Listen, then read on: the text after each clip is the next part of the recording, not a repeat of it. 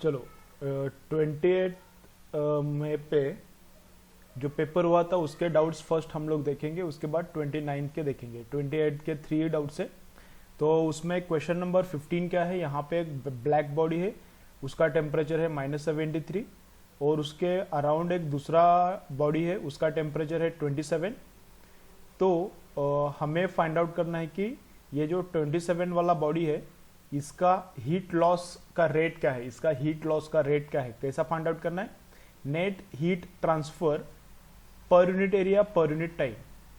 तो ये sigma T raise to जो 4 रहता है, सिग्मा टी रेस टू 4 रहता है, ये per unit area per unit time ही रहता है। तो सिग्मा टी रेस टू 4 इतना एनर्जी क्या करता है, 27 वाला बाहर देता है। और सिग्मा टी नॉट मतलब सराउंडिंग, सराउंडिंग में कौन है, ये ऑब्जेक्ट है -73 वाला। तो सिग्मा टी रेस टू 4 से एनर्जी बाहर देगा और sigma T not raise to 4 से एनर्जी ले लेगा। ठीक है, तो सिग्मा दोनों से कॉमन निकाला मैंने, तो सिग्मा कितना है 5.67 इंटू 10⁻⁸ और टेम्परेचर 27 वाले का केल्विन में 300 आता है और सराउंडिंग में कौन है, दूसरा ऑब्जेक्ट है -73 पे, वो कितना आता है 200। तो उसका सब्ट्रैक्शन करके आंसर इतना आता है, तो ऑप्शन सी आता है। ठीक है, चलो उसके बाद क्वेश्चन नंबर 21 में क्या बोला है, ऐसा एक सिलेंडर है, ऐसा एक सिलेंडर है और सिलेंडर का पिस्टन क्या किया, सडनली कॉम्प्रेस किया। सिलेंडर का पिस्टन क्या किया, सडनली कॉम्प्रेस किया। अब सडन कॉम्प्रेशन मतलब क्या है, एडियाबेटिक प्रोसेस। सडन जो प्रोसेस होता है वो एडियाबेटिक रहता है। क्यों, क्योंकि हीट को बाहर जाने में टाइम नहीं मिलता या फिर बाहर की हीट को अंदर आने में टाइम नहीं मिलता। अगर अंदर डिमांड है तो हीट ट्रांसफर को टाइम ही नहीं मिलता, मतलब ये एडियाबेटिक प्रोसेस है। तो एडियाबेटिक प्रोसेस में क्या होता है, T V raise to gamma -1 ये कांस्टेंट रहता है। जब T V raise to gamma -1 constant रहता है तो उसमें क्या होता है, वॉल्यूम कम हो रहा है। इन दिस केस, इस केस में क्या हो रहा है, volume is decreasing. As volume is decreasing, temperature को क्या होना पड़ेगा, बढ़ना पड़ेगा। इस इक्वेशन एडियाबेटिक के लिए ये इक्वेशन लगता है, वॉल्यूम कम हो रहा है तो इसके हिसाब से टेम्परेचर को बढ़ना पड़ेगा। तो कॉम्प्रेशन के बाद टेम्परेचर बढ़ता है। ठीक है, तो फाइनल केस में अब टेम्परेचर बढ़ा है, क्या हुआ है, कॉम्प्रेशन के बाद ये पिस्टन नीचे आया है तो टेम्परेचर बढ़ा है because of this equation. Volume कम हुआ है और प्रेशर भी बढ़ा है। ठीक है, चलो तो as time passes T decreases, एक मिनट, तो टेम्परेचर बढ़ा है। ठीक है, तो टेम्परेचर बढ़ गया है तो अब क्या होगा, जैसे जैसे टाइम आगे जाएगा, जैसे जैसे टाइम आगे जाएगा टेम्परेचर कम होगा। क्यों टेम्परेचर कम होगा, क्योंकि अंदर वाला हीट धीरे धीरे बाहर जाएगा। अंदर का हीट बढ़ा है ना सराउंडिंग से, सराउंडिंग का और इसका पहले टेम्परेचर सेम था इनिशियली। कॉम्प्रेशन के बाद अंदर का टेम्परेचर बढ़ गया, तो वो अंदर का टेम्परेचर बढ़ गया तो हीट अंदर से बाहर जाना चालू हो जाएगा। तो अंदर का टेम्परेचर धीरे धीरे कम होगा। एज टेम्परेचर डिक्रीजेस, प्रेशर को डिक्रीज ही होना पड़ेगा अंदर। क्यों, क्योंकि इस इक्वेशन से, ये इक्वेशन हमेशा होल्ड करता है, PV is equal to nRT। अगर टेम्परेचर अंदर का कम हो रहा है तो किसको कम होना पड़ेगा, प्रेशर को। वॉल्यूम तो सेम है ना, एक बार हमने कॉम्प्रेशन कर दिया, उसके बाद बोल रहा हूं मैं, एक बार कॉम्प्रेशन कर दिया उसके बाद वॉल्यूम तो सेम है, टेम्परेचर कम हो रहा है। क्यों, क्योंकि अंदर वाला हीट बाहर देगा तो इसलिए प्रेशर भी कम होगा। ठीक है, तो ऑप्शन ये करेक्ट ऑप्शन है।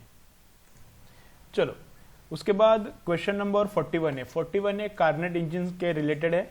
T1 सोर्स का टेम्परेचर यहां पे दिया है 27 डिग्री। T2 टेम्परेचर सिंक का है 27 दिया है और बाहर से अंदर हीट आता है 80 किलो कैलोरी और वर्क कितना होता है वो हमको पता नहीं है। तो एफिशिएंसी का फॉर्मूला क्या रहता है, work done upon heat provided, और उसको ही कार्नेट इंजन को ये हमेशा चलता है, वर्क अपॉन एनर्जी हमेशा चलता है। और अगर वो कार्नेट इंजन है तो उसको हम लोग क्या लिख सकते हैं, T1 - T2 upon T1। कार्नेट engine मतलब जिस इंजन का एफिशिएंसी हाईएस्ट है उससे एफिशिएंसी ज्यादा हो नहीं सकता, उसको हम लोग बोलते हैं कार्नेट इंजन। और कार्नेट इंजन का ही एफिशिएंसी T1 T2 में लिख सकते हैं। बाकी ये W अपॉन Q फॉर्मूला हर जगह पे चलता है। तो W अपॉन Q कितना दिया है 80 इज इक्वल टू कैसा, यहाँ पे मैंने 327 लिया था, लेकिन 327 लिया तो चलता है क्या, नहीं। क्यों, क्योंकि केल्विन में टेम्परेचर चाहिए, तो उसको मैंने कन्वर्ट किया केल्विन में। 327 का 600 माइनस 27 मतलब 300 अपॉन T1। तो ये सॉल्व करके वर्क कितना मिलता है 40 किलो कैलोरी। ठीक है, 28 के डाउट्स खत्म होते हैं। अब हम लोग चालू करेंगे 29 के डाउट्स। चलो क्वेश्चन नंबर 10 में क्या बोला है, work done in spring A to the work done in spring B, ये हमको 29 के चालू हो गए, work done in spring A to the work done in spring B, ये हमको फाइंड आउट करना है। अब बोला क्या है, दोनों स्प्रिंग्स को सेम फोर्स लगाया, दोनों स्प्रिंग्स को सेम फोर्स लगाया और एक्सटेंड किया। तो F A upon F B force on first spring upon force on second spring is equal to 1, क्योंकि फोर्स से सेम है बोला है ना। तो फोर्स कितना रहता है के एक्स, तो पहले स्प्रिंग के लिए k1 एक्स ए और दूसरे स्प्रिंग के लिए k2, उसका k2 है और उसका एक्सटेंशन एक्स बी मैंने पकड़ा है, तो ये रेशो आता है। ठीक है, तो देखो वर्क का हमको रेशो फाइंड आउट करना है, तो वर्क का फॉर्मूला क्या रहता है, हाफ के एक्स स्क्वायर, तो ऊपर हाफ के एक्स स्क्वायर अपन नीचे हाफ के x square, half half cancel होता है, तो k1 अपॉन k2 इंटू क्या आता है, k1 upon k2 into x A upon x B का स्क्वायर। तो x A upon x B कितना आता है, लेकिन x A upon x B यहां से कैलकुलेट करें x A upon x B, तो ये इधर जाके क्या बनता है, k2 अपॉन k1, तो x A upon x B को मैंने लिखा है k2 अपॉन k1 का स्क्वायर, सॉल्व करके k2 बाई k1 आता है, करेक्शन है, ऑप्शन सी करेक्ट है। ठीक है, चलो क्वेश्चन नंबर 11 में क्या बोला है, देखो वो जो एसएचएम है वो एक्सट्रीम से स्टार्ट होता है। अब एक्सट्रीम से इधर से भी स्टार्ट हो सकता है या फिर इधर से भी स्टार्ट होता है। ये यहां से स्टार्ट हो रहा है राइट की तरफ, देखो अभी मैं अल्फा का वैल्यू डिफरेंट बोलता हूं, तुम लोग याद रखो। अगर मीन पोजीशन से मोशन स्टार्ट होता है और टुवर्ड्स राइट जा रहा है, तो यहां से राइट जा रहा है पॉजिटिव एंड की तरफ स्टार्ट कर रहा है मोशन, तो अल्फा कितना लेने का, 0। अगर एसएचएम यहां से स्टार्ट होता है टुवर्ड्स लेफ्ट जा रहा है, तो कितना लेने का, अल्फा π/2। अगर यहां से स्टार्ट हो रहा है बीच में से और निगेटिव की तरफ जा रहा है, पॉजिटिव की तरफ नहीं, पॉजिटिव की तरफ जा रहा है तो 0, और निगेटिव की तरफ जा रहा है तो क्या लेने का, पाई, अल्फा का वैल्यू, इपोक का वैल्यू, और निगेटिव एंड पे स्टार्ट हो रहा है तो 3π/2। अब एक्सट्रीम पे बोला है वहां पे, तो अल्फा 3π/2 भी रह सकता है या फिर π/2 भी रह सकता है, लेकिन मैंने π/2 पकड़ा है। वहां पे फ्रीक्वेंसी कितना दिया है, 60 वाइब्रेशंस पर मिनट दिया है, तो मतलब एक वाइब्रेशन होता है एक सेकेंड में, 60 मैंने सेकेंड्स डाला, मिनट के लिए 60 सेकेंड्स डाला तो 60 जाता है 1 वाइब्रेशन पर सेकेंड, मतलब फ्रीक्वेंसी कितना है, 1 हर्ट्ज है। तो यहाँ पे फ्रीक्वेंसी कितना है, 1 हर्ट्ज है। ठीक है, चलो तो x is equal A sign omega T plus alpha अपना स्टैंडर्ड इक्वेशन है। अल्फा कितना है, π/2 दिया था, वो मैंने पुट किया π/2, omega 2π into frequency into time, तो n यहाँ पे था ना, n इधर से निकाला 1, वो यहाँ पे मैंने पुट किया 1, और एम्पलीट्यूड जितना दिया है उतना पुट किया 0.1। अब क्या बोलता है इधर कि time is equal to 2 seconds पे x फाइंड आउट करो, तो टाइम मैंने यहाँ पे 2 पुट किया, तो 2 इंटू 2 4π होता है, प्लस π/2, तो 0.1 साइन 4π प्लस π/2, तो 4π प्लस माइनस करने से 2π प्लस माइनस करो, 4π प्लस माइनस करो, 6π प्लस माइनस करो, कुछ फर्क नहीं पड़ता, वही का वही रहता है।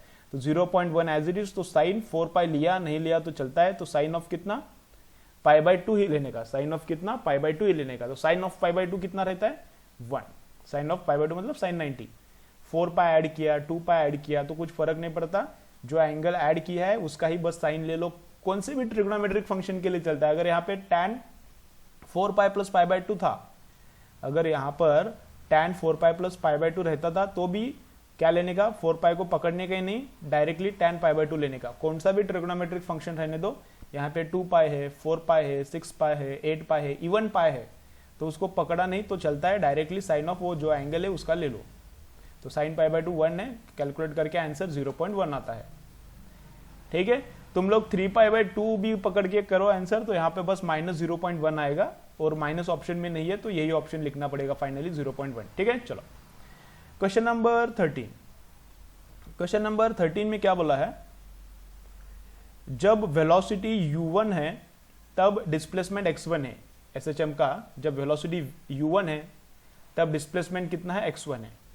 तो यहां पे मैंने कौन सा फॉर्मूला यूज किया है, v is equal to omega root A square minus x square, v is equal to omega root A square minus x square, square किया दोनों तरफ, तो v स्क्वायर is equal to omega square A square minus x square. Question number 13 चल रहा है।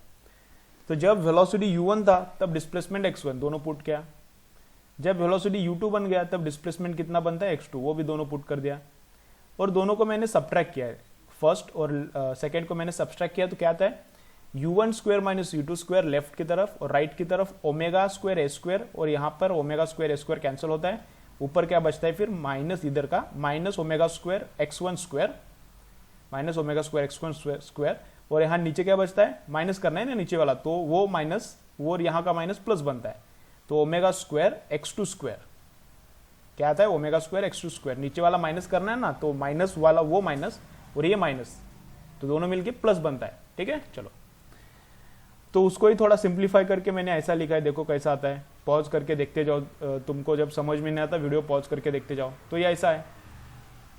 तो अब हमको टाइम पीरियड चाहिए, क्वेश्चन में पूछा है टाइम पीरियड, तो टाइम पीरियड के लिए क्या, 2 पाई अपॉन ओमेगा 2 पाई, यहाँ से ओमेगा का ये रूट निकाला, इधर डाला, यही आंसर है अपना, ऑप्शन डी।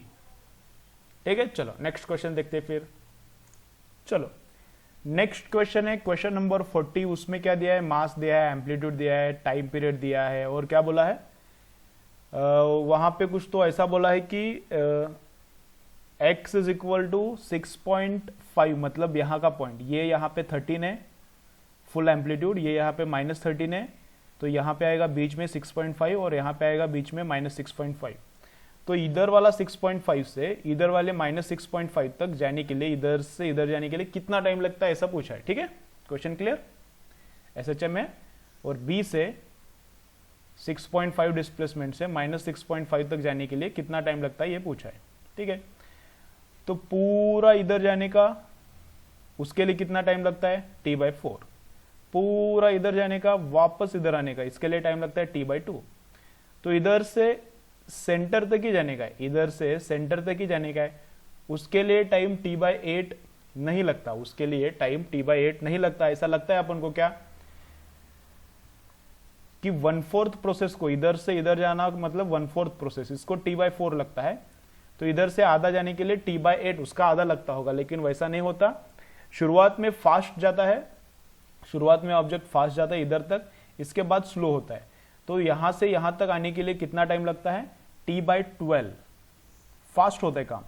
O से B तक आने तक टाइम कितना लगता है, T/12। रट्टा करके रखो, तुम लोग कैलकुलेट भी कर सकते हो, ऐसा कुछ नहीं है कि डिफिकल्ट है, कैलकुलेट कर सकते हो।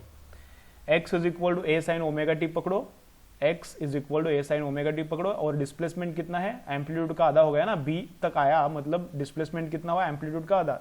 तो x को ले लो a/2, तो x को ले लो a/2, तो a/2 is equal to a sine omega t, उसको सॉल्व करो तो t आता है T/12 आता है, कैपिटल T/12।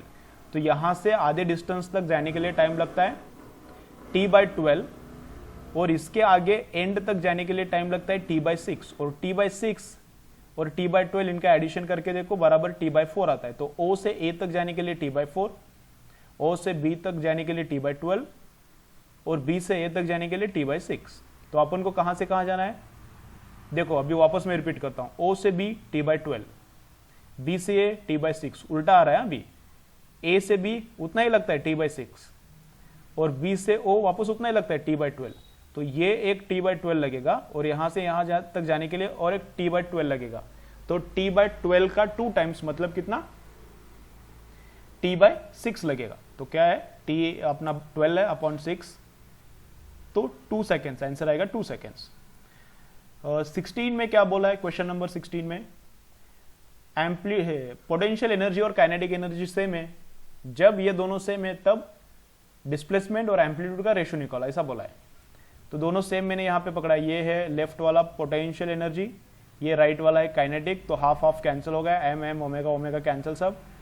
तो क्या आया, x² इज इक्वल टू इधर का राइट का a² माइनस x², तो माइनस x² इधर लिया मैंने, 2x² is equal to a², तो x² upon a² is equal to ये इधर 2 लिया तो 1/2, रूट लिया तो x/a ही निकालना, x मतलब डिस्प्लेसमेंट, a मतलब एम्पलीट्यूड, तो x/a कितना है, प्लस माइनस 1/√2।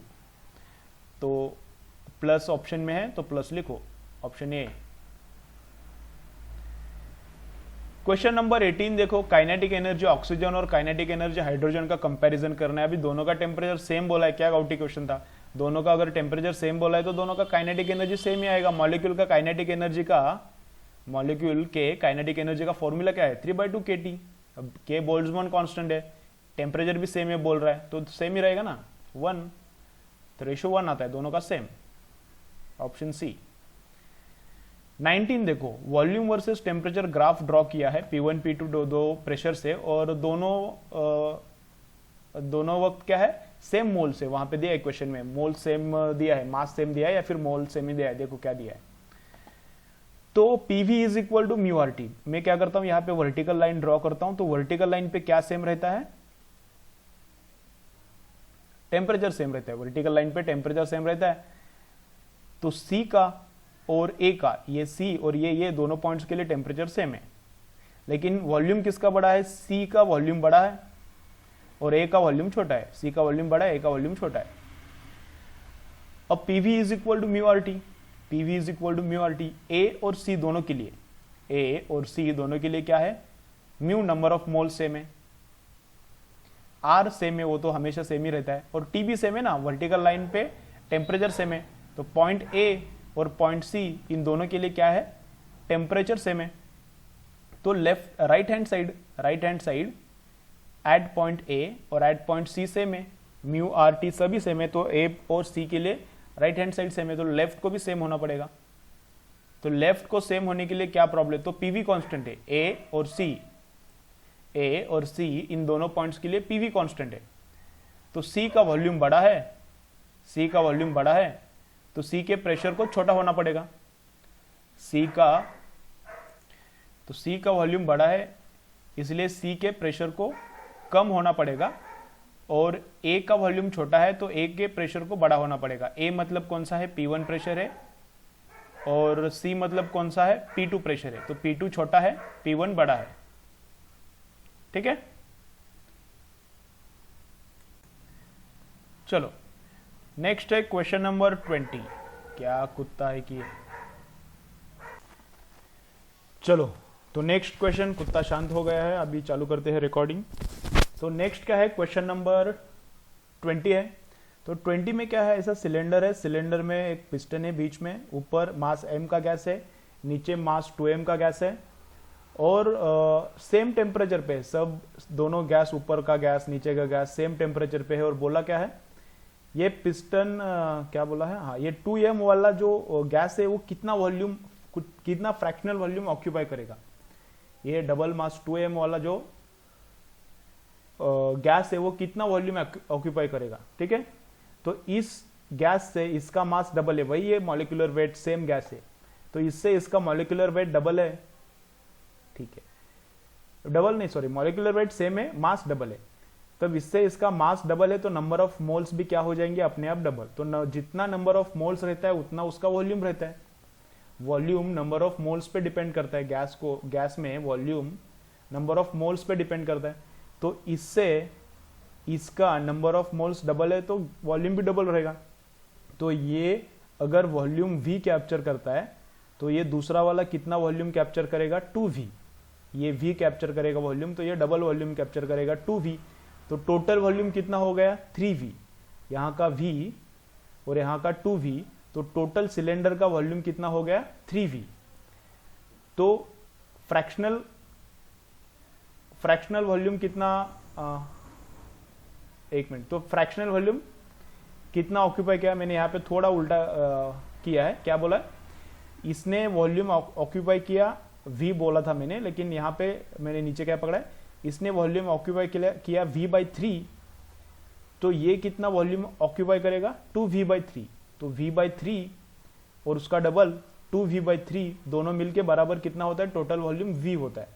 तो ये वाला कितना वॉल्यूम ऑक्यूपाई करता है, इससे डबल, तो 2V/3, और ऊपर वाला कितना करता है, V/3। तो फ्रैक्शनल वॉल्यूम कितना आया, ये है वॉल्यूम ऑक्यूपाइड बाय बड़ा mass divided by total volume, divided by total volume मतलब V कैंसिल हो जाएगा, आंसर क्या आएगा, 2/3। तो फ्रैक्शनल वॉल्यूम कितना आता है, 2/3। तो M कितना वॉल्यूम ऑक्यूपाई करता है, 1/3, और 2M कितना वॉल्यूम ऑक्यूपाई करता है, 2/3। उसके बाद एक क्वेश्चन नंबर 22 में VRMS का, एक मिनट थोड़ा क्वेश्चन रीड करता हूं मैं। चलो तो 22 में क्या है, VRMS 327 डिग्री पे और VRMS कुछ तो टेम्परेचर T है, उनका रेशियो है 1/2, मतलब टेम्परेचर T पे VRMS क्या बनता है, आधा बनता है। जितना 327 पे था उससे T टेम्परेचर पे VRMS क्या बनता है, आधा। तो ऊपर का 1 और VRMS पे कितना हो गया, 1/2 हो गया, आधा बन गया। Is equal to root of VRMS किसको प्रोपोर्शनल रहता है, root of temperature, temperature kelvin में चाहिए तो रूट ऑफ टेम्परेचर लिखा, 227 को मैंने केल्विन में कन्वर्ट किया है और ये नया टेम्परेचर जहां पर RMS वेलोसिटी आधा बनता है वो वाला ये टेम्परेचर है। तो लेफ्ट हैंड साइड सॉल्व किया तो ये 2 आता है, दोनों तरफ स्क्वायर किया तो 2 का स्क्वायर यहाँ पे 4 आता है, इसका स्क्वायर कितना आता है, रूट निकल के जाता है तो ऊपर आता है 600 और नीचे T। इसको सॉल्व करने के बाद टेम्परेचर आता है कितना, 150 केल्विन। तो डिग्री में कन्वर्ट करने के लिए 273 से सब्ट्रैक्ट किया, 273 सब्ट्रैक्ट किया इसमें से तो -123 आंसर आता है। टेम्परेचर कितना, -123। 23 बोनस है इन द अबाउ क्वेश्चन बोला है और अबाउ उससे उधर उसका ऊपर वाला क्वेश्चन है ही नहीं, उधर दूसरा क्वेश्चन है उधर, तो वो बोनस है। 33 में क्या है, ऐसा एक नाइक्रोम वायर है, ऐसा एक बहुत लंबा वायर है और उसमें से करंट भेजना है, इसमें से करंट भेजना है। इसका डायमीटर कितना है, 1 मिलीमीटर और ये छोटा वायर बड़े सिलेंडर पे ऐसा गोल गोल गोल वाउंड किया है। कितना टन से, उसका N टन से। तो ये जो वायर है, लंबा वायर है, इसका हमें रेजिस्टेंस फाइंड आउट करना है। ये लंबे वायर का रेजिस्टेंस फाइंड आउट करना है, लेकिन ऐसा है लंबा नहीं रखा, ऐसा गोल गोल गोल गोल करके वाउंड करके रखा है इस पे, ठीक है, ओके। तो रेजिस्टेंस कितना दिया है, वहां पे बोला है कि रेजिस्टेंस है 20, तो रेजिस्टेंस मैंने 20 लिया। रो कितना दिया है, 10⁻⁻⁶, तो 10⁻⁻⁶ लिया मैंने। लेंथ कितना दिया है, जो नाइक्रोम वायर है जिसका भी रेजिस्टेंस निकालना है वो ऐसा नहीं रखा, लेकिन स्ट्रेट नहीं रखा, वो वाउंड किया है गोल गोल गोल। तो उसका लेंथ कैसे निकालने का, एक कितने टन से, N टन से, तो 2πr इंटू N, एक राउंड का लेंथ कितना हो गया, 2πr, और ऐसे कितने राउंड से, N राउंड, तो 2πr इंटू N ये लेंथ हो गया। और एरिया कितना, यहाँ पे πr square, πr square area कितना, ये डायमीटर दिया है, ये रेडियस नहीं है, πr स्क्वायर, इसका डायमीटर लेना पड़ेगा। इसका रेजिस्टेंस निकालना है, इसका नहीं रेजिस्टेंस निकालना, इस नाइक्रोम वायर का रेजिस्टेंस निकालना है, सिलेंडर का नहीं निकालना। तो नाइक्रोम का ही एरिया चाहिए, ये जो यहाँ पे एरिया है ये नाइक्रोम का चाहिए, ठीक है। चलो तो देखो 10⁻⁻⁶ का रो 10⁻⁻⁶, 2πr, 2π इंटू आर, आर कितना है, ये जो एक सर्कल है उसका हमें लेंथ फाइंड आउट करना है। एक जो सर्कल है, एक बार गोल घुमाया वायर को तो कितना लेंथ का वायर हो जाएगा, 2πr का। तो 2π इंटू इस राउंड के लेंथ के लिए r इधर का चाहिए, तो 2π इंटू आर कितना है, 2.5 है, सेंटीमीटर है, इसलिए 10⁻² इंटू N। समझ रहे हैं ना, लेंथ के लिए जो रेडियस चाहिए, लेंथ में जो रेडियस है वो इसका रेडियस है, क्योंकि एक सर्कल का रेडियस 2πr, इस पे गोल घुमाया ना, तो 2πr इधर का इंटू N टन्स। और जो नीचे है वो किसका एरिया रहता है, जिस एरिया से करंट जा रहा है उसका एरिया। करंट इधर से नहीं जा रहा, करंट इधर से नहीं जा रहा, करंट इस नाइक्रोम वायर के अंदर से जा रहा है, करंट इधर से नहीं जा रहा, करंट इस नाइक्रोम वायर के अंदर से जा रहा है, तो नाइक्रोम का एरिया चाहिए। तो नीचे वाला एरिया नाइक्रोम का, मतलब ये 1 मिलीमीटर है इसका डायमीटर, वो इधर मैंने लिखा है, तो वो सब लिखा। नीचे क्या है, πr स्क्वायर, लेकिन r नहीं है इसलिए मैं πd²/4, ये फॉर्मूला मैंने यूज किया है एरिया के लिए, पाई इंटू डायमीटर का स्क्वायर अपॉन 4, ये भी चलता है। तो डायमीटर कितना, 10⁻³ उसका स्क्वायर इंटू 1/4 लिया है। तो इसको सॉल्व किया है, इसको सॉल्व करने के बाद 100 आता है नंबर ऑफ टन्स, ठीक है। चलो नेक्स्ट क्वेश्चन करेंगे। जितने भी डाउट्स के वीडियोस है वो तुम लोग देखो और देख के मत बैठो, देख के तुम खुद सॉल्व करो। हर एक डाउट, हर एक क्वेश्चन जो तुमको नहीं आता वो तुम खुद सॉल्व करो। एक एक वीडियो बनाने में बहुत टाइम लग रहा है, अराउंड 2 आवर्स लगता है। ये एक जो वीडियो लगता है 20-25 मिनट का रहता है, लेकिन कितना लगता है, 2 आवर्स। सॉल्व करने के लिए टाइम लगता है, सॉल्व करने के बाद उसके बाद वीडियो बनाने के लिए टाइम लगता है, वीडियो कन्वर्ट करने के लिए टाइम लगता है, वीडियो कन्वर्ट के बाद अपलोड करने के लिए टाइम लगता है। अभी जो देखा, अभी जो हुआ, कुत्ता भौंकता है तो तब वीडियो अपलोड बंद करना पड़ता है, जब वीडियो रिकॉर्डिंग होता है तब फैन को बंद करना पड़ता है, गर्म हो रहा है इतना, ओके। तो मेरा रिक्वेस्ट क्या है, इतना सब तुम्हारे लिए मैं कर रहा हूं, मेरा रिक्वेस्ट क्या है, तुम लोग जितने भी मैं वीडियोस बना रहा हूं अच्छे से सुनो और हर एक डाउट सॉल्व करो, हर एक डाउट सॉल्व करो। जब तुम सॉल्व करोगे तभी दिमाग में जाएगा, नहीं तो 2-3 दिन में भूल जाओगे। वीडियो देख के मत छोड़ो, देख के सॉल्व करो, ओके। सीरियसली अगर प्रिपरेशन करना है तो देख के सॉल्व करो, तभी अच्छा प्रिपरेशन होगा, ठीक है। चलो तो 36, नहीं तो तुम्हारे बाकी टीचर जैसा कुछ काम नहीं कर रहे, घर पे सो रहे, तुम्हारा फी लेके बैठे, वैसा मैं भी कर सकता हूँ, लेकिन तुम्हारा अच्छा स्कोर हो जाए इसलिए मैं यहाँ पे वीडियो अच्छा बना रहा हूँ, तुम लोग उसका बेनिफिट ले लो, ठीक है। चलो, तो ये यहाँ पे ऐसा सर्कल है और रिजल्टेंट रेजिस्टेंस फाइंड आउट करो बोला है। तो यहाँ पर पॉइंट बी दिया है, ये वाला पॉइंट ए मैंने एज्यूम किया है। तो जब तक कंडक्टर रहता है एक ही पॉइंट एज्यूम करने का, जब तक कंडक्टर रहता है एक ही पॉइंट एज्यूम करने का, क्योंकि एक ही वोल्टेज रहता है, कंडक्टर इक्विपोटेंशियल सरफेस रहता है। तो यहाँ का पॉइंट ए है, तो ये पूरा ये भी ए पॉइंट है, ये पॉइंट भी ए है और यहाँ का पॉइंट भी ए है, ठीक है। ये वो नीचे का है, यहाँ का पॉइंट भी ए है। तो यहाँ पे मैंने बी ड्रॉ किया है और यहाँ पे मैंने ए ड्रॉ किया है, यही डायग्राम में वापस से ड्रॉ कर रहा हूँ, ठीक है। तो 2R देखो, 2R कहाँ पे है, B और O के बीच में, तो O मैंने यहाँ पे बीच में ही ले लिया। 2R किधर है, B और O में, तो B पे स्टार्ट होता है 2R और O पे एंड होता है, यहाँ पे मैंने 2R लिया। 6R किधर है, ये वाला 6R, O और A वाला पॉइंट, ये पॉइंट कौन सा है, A है, तो 6R O और A के बीच में, तो 6R O और A यहाँ पे है, A इन दोनों पॉइंट्स के बीच में लिया 6R। ये वाला 6R O और A के बीच में ये, तो दूसरा वाला 6R भी O और A इनके बीच में ये, और तीसरा वाला 6R ये भी कहाँ पे है, O और ये A इनके बीच में है, तो O और A इनके बीच में, तीसरा वाला भी 6R, तो ये तीनों पैरेलल है और ये 2R, तो ये पैरेलल का रिजल्टेंट कितना आता है, 2R आता है, और ये वाला 2R कितना बनता है, 4R,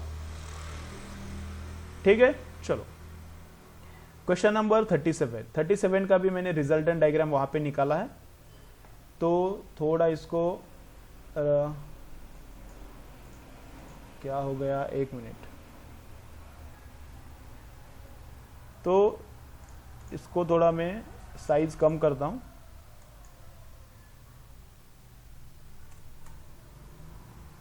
ओके, चलो यहां पे देखो, अभी इसका ये जो डायग्राम है, इसका रिजल्टेंट डायग्राम मैंने ऊपर निकाला है।